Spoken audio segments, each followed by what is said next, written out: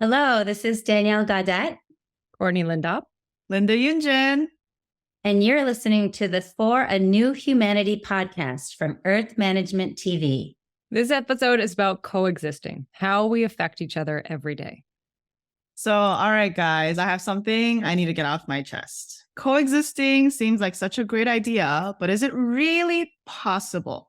I feel that humanity has come way too far in our separation, in our judgments, in our fighting. There are multiple wars going on right now, civil wars, riots, so much distrust and disrest. Is it truly possible for us to come together at this point? Have we gone too far? Yeah. I mean, I can't help but agree with you. It's really bad out there, but I don't think it's so much about whether it's possible or not, but that it's necessary, it's natural, and it already exists. We're already connected to each other in so many ways, physically, emotionally, mentally, spiritually. You can't really deny that we are connected to each other. Yeah, definitely. I think if we look closely, we can see there's many ways that we are connected with each other on those levels that you just mentioned. And even to speak to what Linda's talking about, how the fighting also is affecting each other. Yeah, so Courtney, you mentioned about the physical, emotional, mental, spiritual connection that we naturally have. So that's an interesting place for us to start our conversation. So out of all those things, let's first talk about how we're physically connected to each other, because I think that's the most obvious thing that we can see and we can agree on. Because I mean, this Earth does have a population of 8 billion people, and it keeps growing and growing and growing. The world is overpopulating and you can feel it. The cities are getting more crowded. So I think from that, just like physically seeing multiple people around you, we can all understand, no matter what kind of level of like spiritual belief or anything that you are at, we can all understand that we're not in this world alone. At least that much we understand. And we're not the only people who are alive, because even when I look to my left and look to my right, immediately I can see people with all different types of skin color, gender, different beliefs, different religions, different backgrounds, different nationalities. So many people of diverse backgrounds all around me, every direction I look. So I think that's the first thing, that's the most obvious, how we're all connected to each other physically, because we're all human beings that are inhabiting this planet together. Yeah. And not just, looking around you, but our actions affect other people. That becomes very clear very quickly. You can't take too many actions that only affect yourself, because we don't live in a vacuum. And it exists already out in nature. Like, look at almost every ecosystem. All organisms, they rely on each other in various ways. They have these complex relationships that they need to survive. Like look at flowers and pollinators, things like that. It's everywhere in nature, the interconnectedness. Right. I mean, even just even look at COVID. I mean, oh God, please, not that word. Not the C word. Not the C word. I know. I hate to bring it up. I'm sorry, but that's what I think about when I first think about our interconnectedness. And you brought up ecosystems. Yeah, I mean, we're sharing the same air. So a tiny little virus goes out and it doesn't just infect the area, where it begins or the community around it. It's spread out all over the world. Mm-hmm. And so I think through COVID, everyone realized how connected we are. We're all locked down together. We're all under the same kind of guidelines together because of this virus. And if it's happening in the air, it's also happening with the water, and it's happening with the soil, where we may not see it as clearly right now, but we know for sure, we're all 100% clear that it's happening with the air. And so now people are more conscious of their masks and what they're going to share, whose oxygen they're going to share themselves with. So just from that perspective, I think people are starting to realize about this physical world. That's an amazing point, actually. I think COVID broke the illusion that we are separate. Mm-hmm.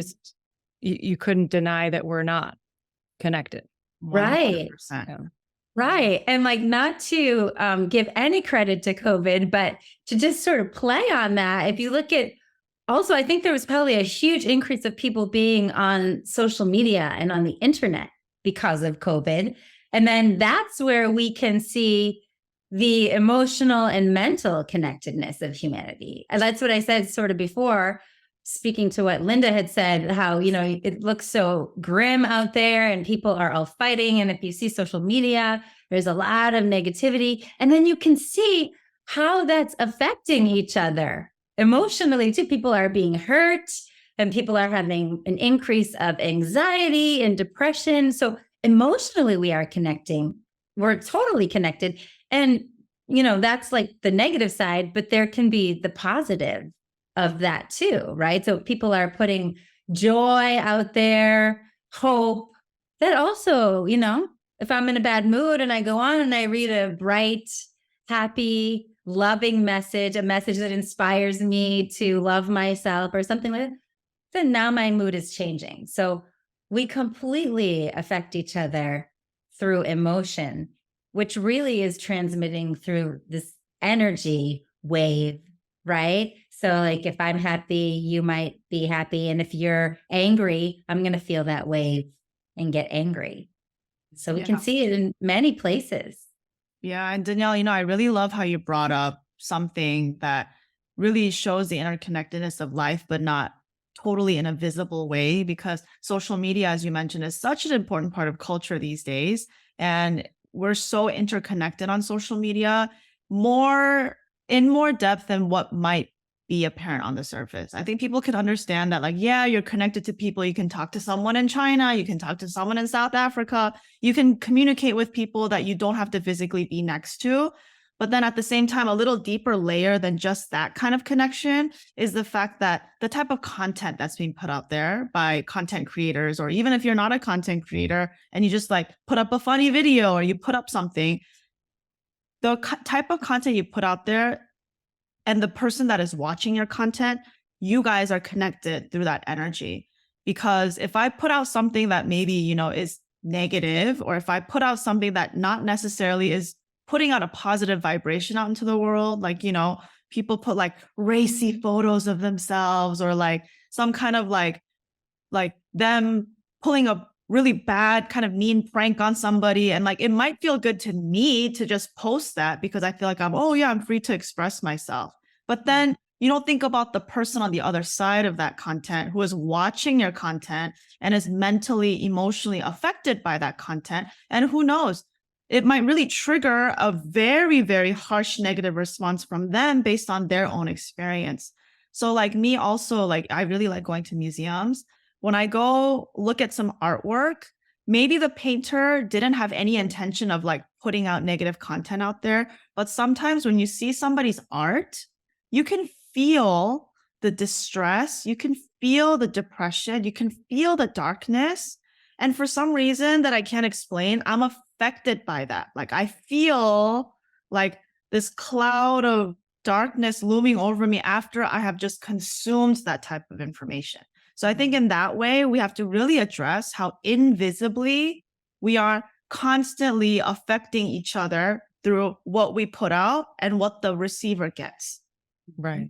Right. That's with like everything, right? It's not just social media, but books have a certain kind of energy. Music has a certain kind of energy. I'm really, really sensitive. So those kind of invisible things I'd get really confused. Like, why would I be hit with these kind of heavy emotions by looking at a piece of art? Why would I be so overwhelmed when I watch a sad movie? It's because there's energy behind what people are putting out. And it's really that energy that is connecting us to those pieces of art, to each other.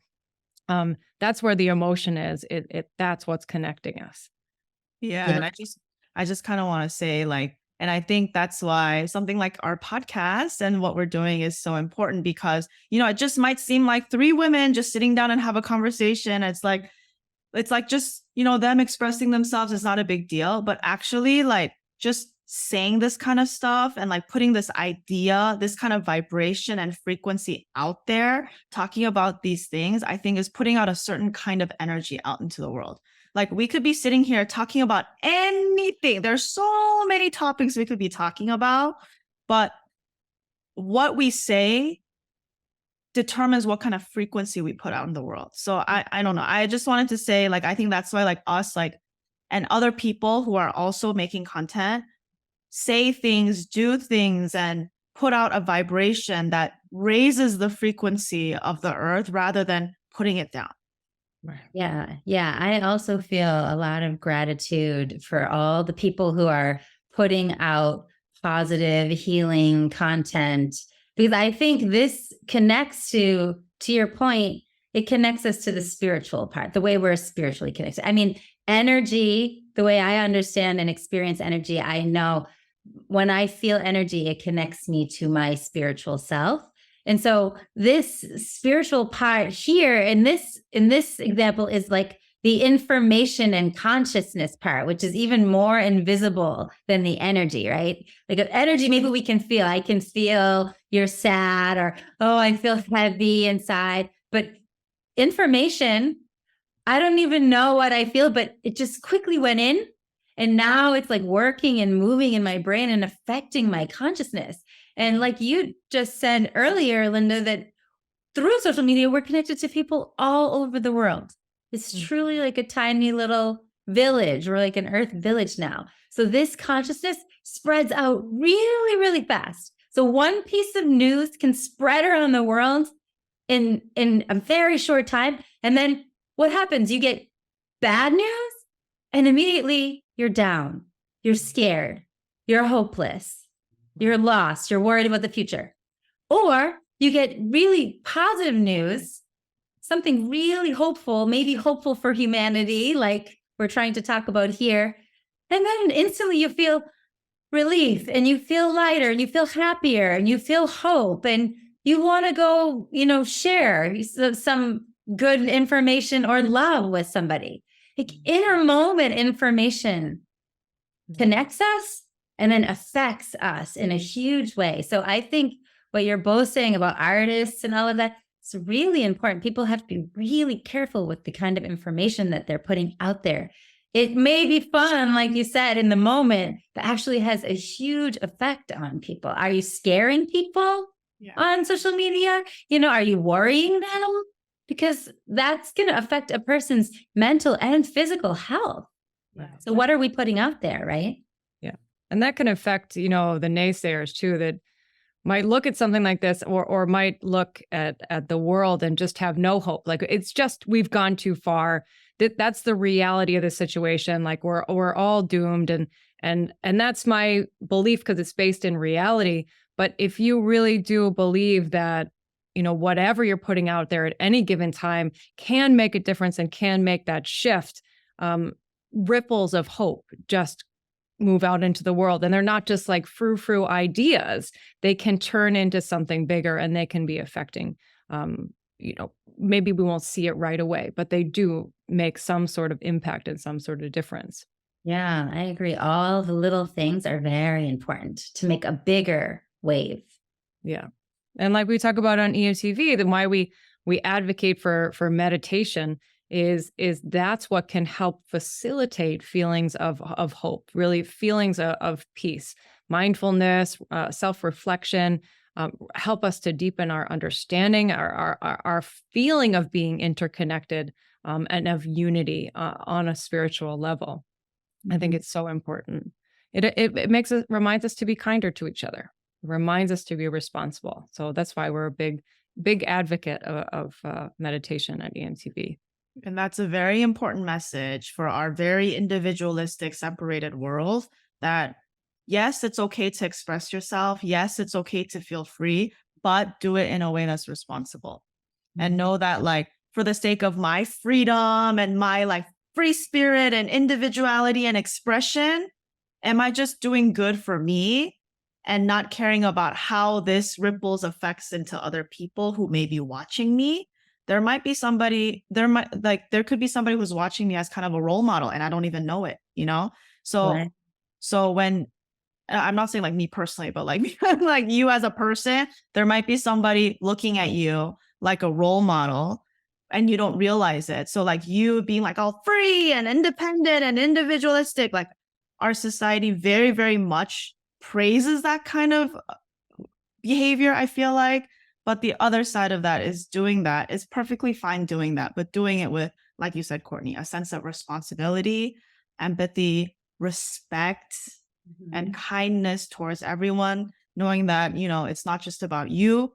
Your actions really affect the people who are watching you and may take on the words that you say, may take on the behavior that you're putting out there, that it's not, it doesn't just stop with you. Right. And you can still be yourself and do that. Still be your own sense of expression. Yeah. Mhm. I think it's our each individual practice to keep seeing how can I connect with my own self and my expression and still be responsible. I Yes. think when we really feel that interconnectedness, that responsibility sense is rising up naturally inside. Right. And I think that sense of responsibility determines one's true maturity. Yeah. So on our channel on Earth Management TV, we advocate this thing called Earth Hour. We've been talking about it in our previous podcast, and we talk about it throughout our YouTube channel if you get a chance to watch it. And Earth Hour basically is about choosing a time in the day where you turn off your lights to reduce your carbon footprint, reduce carbon emissions. It's a physical way of you choosing to do something that may be out of your comfort zone, but is contributing to doing something good for the earth. So it's like a symbolic gesture of shutting off a part of your convenience to do something for the earth. And I just wanted to kind of talk about even how something as small as that is an example of how interconnected things are. Because if you just look at it on the surface, me turning off my lights might seem like, okay, well, it's just affecting me. You know, my room is now dark. It's not affecting Danielle, who's in Seattle. It doesn't have anything to do with her. You might think this way because we're physically in different places and it's just about me turning off my lights. What does that have to do with anybody else? Everybody else, their lights are on. But if you look at it in a little bit bigger of a picture, me turning off my lights are connected to the city's power grid. So if I turn that off, I'm affecting my city's power grid. Yes, it might be very, very small, but still I'm affecting in a very, very small way a power source that goes to other people in my community, other people in my city. So if I do it, it might be small, but if my neighbor also does it, now we have two people who are affecting the city's power grid together that goes out to other people. So if many people do this throughout the world and throughout even the city or the state, imagine the kind of impact we all can have on the power grid that affects the people around us. And by doing that in multitudes, we are, whether we see it or not, affecting our carbon footprint and affecting the carbon emissions that are necessary to keep up electricity. So do Earth Hour. We really recommend it. Even that, it shows how interconnected we are on Earth. Yes. And while you're doing your Earth Hour, you might even want to do some meditation when you turn the light on to keep upgrading your consciousness. Yeah, perfect. Perfect. Do some meditation when you turn your lights off. I love that. I love that. Well, thank you guys so much. I always enjoy our conversations. I hope you guys out there do too. And we will hope to see you next time on Earth Management TV. Yes, our next episode, stay tuned, is about can changing the way we think really solve our problems? We talk a lot about consciousness, but we're really going to dive into, does that really matter? Does it really solve our problems? So stay tuned for that next episode. Thank you so much. Bye, everybody. Bye. Bye.